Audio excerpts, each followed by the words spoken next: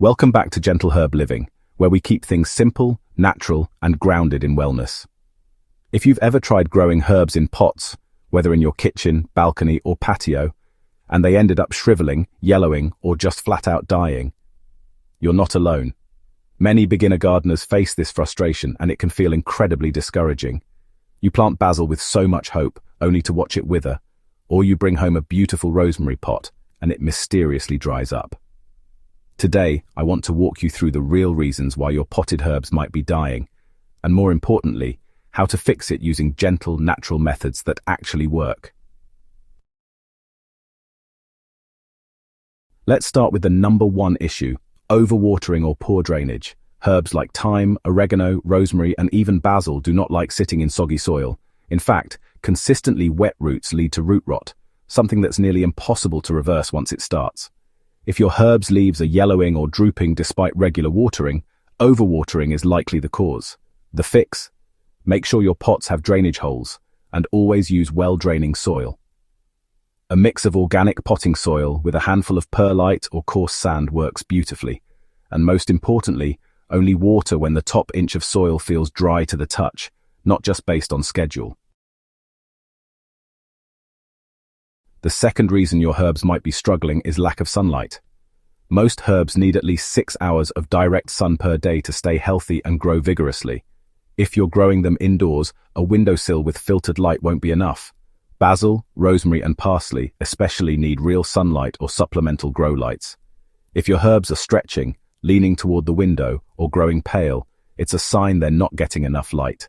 Try moving them to the sunniest window in your home, or investing in a full-spectrum LED grow light to give them the boost they need.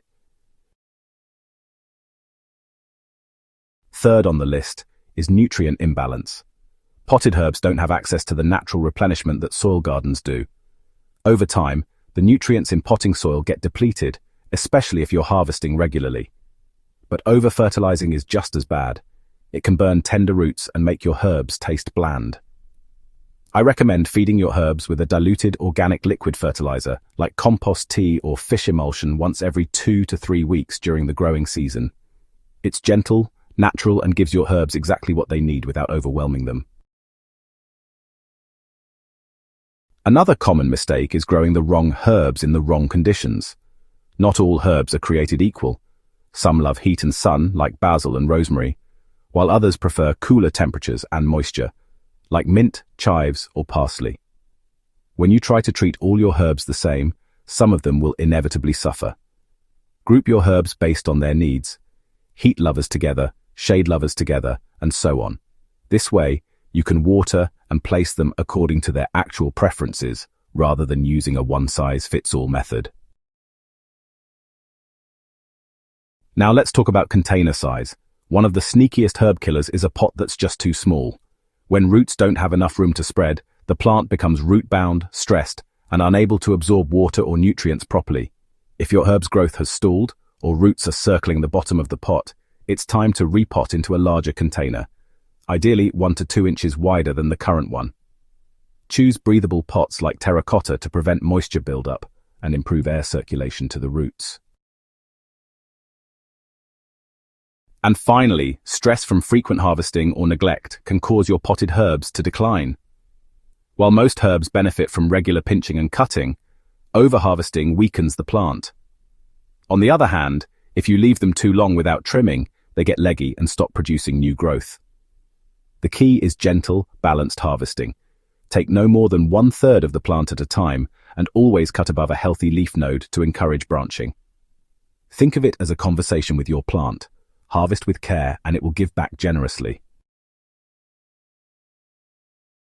So if your potted herbs have been struggling, don't give up. These issues are common and completely fixable. Focus on drainage, light, the right soil, and choosing herbs that match your space. Feed them gently, repot when needed, and harvest with gratitude. Your herbs will thank you, not just by staying alive, but by thriving and supporting your wellness journey naturally. Thanks for watching Gentle Herb Living. I hope this helps you feel more confident in growing herbs at home. Remember, gardening doesn't have to be complicated. Even if you failed in the past, each attempt brings you closer to understanding what your plants need. If this video helped you, give it a like, and share it with someone whose herbs could use a little TLC. I'd love to hear in the comments, which herb do you struggle with the most, and what are you growing this season? Until next time, stay well, stay rooted, and keep growing with nature.